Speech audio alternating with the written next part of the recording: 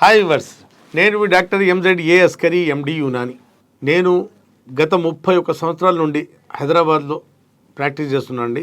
మగవాళ్లలో అంగస్తంభన తగ్గినా, అంగం సైజు తగ్గిపోయినా, కామ కోరికలు తగ్గినా, సెల్ఫ్ కాన్ఫిడెన్స్ తగ్గినా, సెక్స్లో కాన్ఫిడెన్స్ లెవెల్ తగ్గినా ఇవన్నిటికీ చూస్తానండి. ఇవాళ టాపిక్ వచ్చేసి మగవాడిలో అంగం సైజు ఎంత ఉండాలి. చాలామంది పెళ్ళైన వాళ్ళు కూడా ముగ్గురు నలుగురు పిల్లల తండ్రులు కూడా వచ్చి సార్ నా సైజు లేదు అంటుంటారు. హాస్యపదంలాగా అనిపిస్తుంది నాకైతే అది. ఎందుకంటే ఒక యోనిలో అంగం ప్రవేశించిన తర్వాత ఒక స్త్రీ సుఖపడుతుందంటే మీ సైజు సరిగా ఉన్నట్టే. మీకు పిల్లలు పుట్టారంటే మీ సైజు సరిగా ఉన్నట్టే. కానీ ఒక స్టడీ చెప్తుంది, లైఫ్లో ఏదో ఒక టైంలో ఏదో ఒక సందర్భంలో ప్రతి మనిషి తన సైజుని, అంగం సైజుని తీసుకొని చింతించడం సహజమని. ఇక్కడ సైజ్ ఎంత ఉంటే ఒక స్త్రీ సుఖపడుతుందని చాలా సందేహాలు, మిత్స్ చాలామందికి ఉన్నాయండి. పెద్ద ఉన్నోడికి అదే సందేహం, చిన్న ఉన్నోడికి అదే సందేహం. ఇది పెన్ను కదండి, ఇది ఇక్కడ చూడండి, ఇది 3 ఇంచులు. ఇంత ఉంటే చాలంటే అంగం స్తంభించాక అంగం ఇంత ఉంటే చాలు.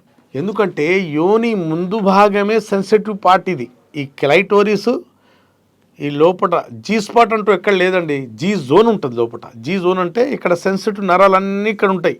మనం అంగం లోపల ఇలా ప్రవేశించి పెట్టిన తర్వాత ఇలా రాపిడి చేస్తాం కదా, ఈ పైన కట్, గ్లాస్ కట్ ఉంటుంది కదా, అంగం కట్, అది రాపిడి చేస్తే వాళ్ళు కూడా సుఖం పొందుతారు. స్త్రీలు కూడా 2.5 ఇంచు నుండి 3 ఇంచుల సైజు ఉంటే చాలు, మోర్ దాన్ ఎనఫ్ వాళ్ళు సుఖపడటానికి.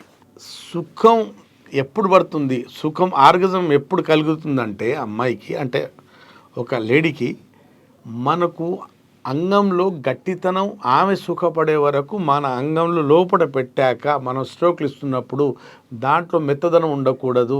ఇలాగే గట్టిగా ఉండి రౌతులాగా ఉండి స్ట్రోక్లు ఇస్తున్నప్పుడు ఈ పై భాగం వచ్చి ఈ యోని పై గోడల మీద రాపిడి చేసినప్పుడు అక్కడున్న నరాలు సెన్సిటివ్గా ఉంటాయి. వాళ్ళకు కూడా ఆర్గజం బయటికి వచ్చేస్తుంది, వాళ్ళకు కూడా ఒక సుఖం పొందుతారు. మనకు వీర్యం ఎలా బయటకు వస్తే ఎజాకులేషన్ అవుతుందో, ఆ ఎజాకులేషన్ వాళ్ళకు కూడా అవుతుంది, ఆర్గజం అంటారు.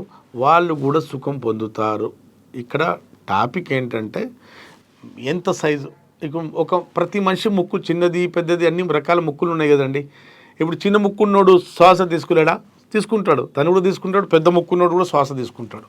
అంతేగాని చిన్న ముక్కుడికి తక్కువ గాలి వస్తుంది, పెద్ద ముక్కుడికి ఎక్కువ గాలి వస్తుందని కాదు కదా.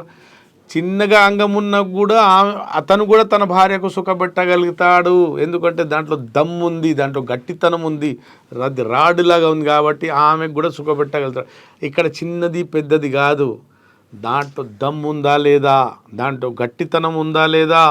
పెద్దగా ఉండి మెత్తగా ఉండి ప్రయోజనం ఏంటి? సెక్స్ ఆమె సుఖపడేంతసేపు సెక్స్ చేయలేని స్థితిలో ఉన్నాడంటే ఇంత పెద్దగా పెట్టుకొని ఏం చేసుకుంటారు? పెద్దగా ఉన్నా చిన్నగా ఉన్నా మనకు కావాల్సింది ఏంటంటే గట్టితనం ఒకటే కాదు, గట్టిగా ఉండి ఆమె సుఖపడే వరకు నీ అంగంలో వీర్యం వెళ్ళకుండా సెక్స్ చేస్తూనే ఉండాలి. మన అంగానికి ఆడిస్తూనే ఉండాలి లోపల. అప్పుడే వాళ్లకు ఆర్గజం కలుగుతుంది. అంటే మీరు హస్తప్రయోగం చేసుకోవటం వల్ల పెద్దగా ఉన్న అంగం సైజు చిన్నగా అయిపోవచ్చు, దొడ్డుగా ఉన్న అంగం సైజు సన్నగా అయిపోవచ్చు, మంచిగా ఉన్న అంగం వంకరైపోవచ్చు, మంచిగా ఉన్న అంగం ముందు భాగం సెన్సిటివ్గా మారవచ్చు. ఓరల్ సెక్స్ చేసుకోవచ్చు, హోమోసెక్సువాలిటీకి అలవాటు అయి ఉండొచ్చు, లేకుంటే పోర్నోగ్రఫీ చూస్తుండొచ్చు, లేకుంటే బోర్లో పండుకుని అంగానికి బెడ్తో రాపిడి చేసుకుంటే ప్రోన్ మాస్టర్బేషన్, లేదా 2 తొడల మధ్య అంగానికి పెట్టి రాపిడి చేసుకుంటే సెంట్రిబేషన్. ఈ చెడు వ్యసనాలు డిఫరెంట్. అంటే మనిషికి బుద్ధి అంటారు కదండి, నాలుకకు రుచి పుర్రకు బుద్ధి అన్నట్టు ప్రతి మనిషి ఒక రకంగా భావిప్రాప్తి పొందుతుంటాడు. తన అంగానికి పాడు చేసుకుంటాడు తెలిసి తెలియని వయసుల్లో. 13 to 19, 20 పనులు ఎవరో కొందరు చేస్తూనే ఉంటారు హస్తప్రయోగం. కొందరు ఓరల్ సెక్స్ చేస్తుంటారు, కొందరు హోమోసెక్స్ చేస్తుంటారు, కొందరు ప్రోన్ మాస్టర్బేషన్ చేస్తుంటారు, ఏదేదో చేస్తుంటారు.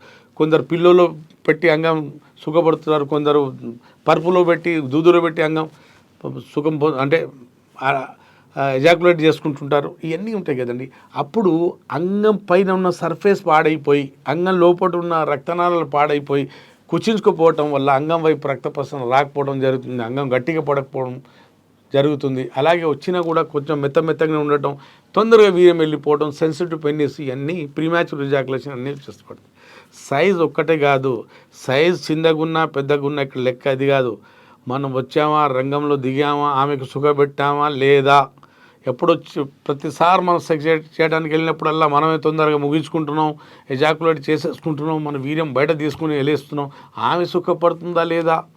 చాలామంది మా దగ్గర స్త్రీలు భార్యమణులు చెప్పే మాట ఏంటంటే కౌన్సిలింగ్లో, సార్ మా ఆయన 10 సార్లు నా దగ్గరకు వస్తే ఒకసారి 2 సార్లు నేను సుఖపడతాను సార్, 7-8 సార్లు అస్సలు సుఖపడను సార్. ఈయన వస్తాడు, నాకు మూడ్లో తీసుకొస్తాడు, నాకు కాకముందే, నాకు ఆరోగ్యం కలగకముందే ఆయన ఎజాకులేట్ చేసుకుంటాడు, వీర్యం బయటికి తీసేసుకుంటూ వెళ్ళిపోతాడు. చాలా సందర్భాలు మా మధ్య గొడవలు అవుతాయి. ఇక చెప్పడమే మానేసానండి నేను అంటుంటాను.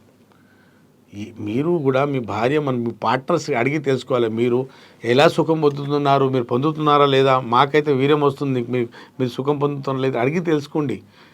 మనం ఎప్పుడైనా ఒక అమ్మాయిని పెళ్ళాడి చేసుకొచ్చినప్పుడు నీ ఆలన పాలన చూసుకుంటా అన్నప్పుడు ఆమె సుఖపడే వరకు సెక్స్ చేయటం కూడా నీ బాధ్యతే. భార్యతో సెక్స్ చేయటం కూడా పుణ్యకరమే. తాళి కడితే దానికి అర్థం ఏంటంటే నీ సుఖాలను దుఃఖాలను చూసుకుంటా అన్నట్టు దానికి అర్థం.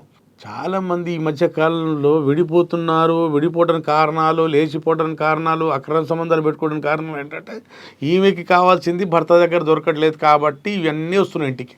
మనిషి తెలుసుకోడు అసలు నా వల్ల నా భార్య సుఖపడుతుందా బాధపడుతుందా అని తెలుసుకుంటే, ఎస్ నాకు ఏదో సమస్య ఉంది చూసుకుంటా, నేను ఈ సమస్యతో బయటపడతా అంటే వాడికి సమస్య బయటపడవచ్చు.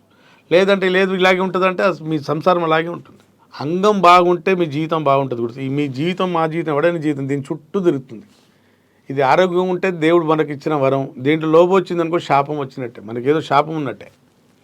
కాబట్టి మీకు చెప్తున్నాను కదండి, మీలో అంగస్తంభన తగ్గినా, సెక్స్లో టైం తగ్గినా, మీ సైజు తగ్గిపోయినా, మీ సెల్ఫ్ కాన్ఫిడెన్స్ తగ్గిపోయినా, శారీరకంగా మీరు ఇబ్బంది పడుతున్నా, మానసికంగా మీకు కుంగిపోతున్నా, కుంగుపాటికి గురవుతున్నా, మనోవేదన చెందుతున్నా, బెడ్ మీద రాణించలేకపోతున్నారనుకోండి, బాధపడకండి, మీకోసం నేనున్నాను. మీకు ఈ సమస్యలతో శాశ్వతంగా మీరు బయటపడడానికి ఒకటే మార్గం, యునాని మందులు, వనమూలికలతో వైద్యం ఇస్తే ఎప్పటికీ సమస్య రాకుండా, మళ్ళీ మీ దరిదాపులు రాకుండా పోతుందండి. లేకుండా పోతుంది. రాకుండా అంటే మళ్ళీ మీరు పాడు చేసుకుంటే మళ్ళీ వస్తుంది. మళ్ళీ మీరు హస్తప్రయోగము, భూతసిమాలు, ఓరల్ సెక్స్, వేరే రకంగా మనం భావిప్రాప్తి పొందడం వల్ల వచ్చే సమస్యలు మళ్ళీ వస్తాయి.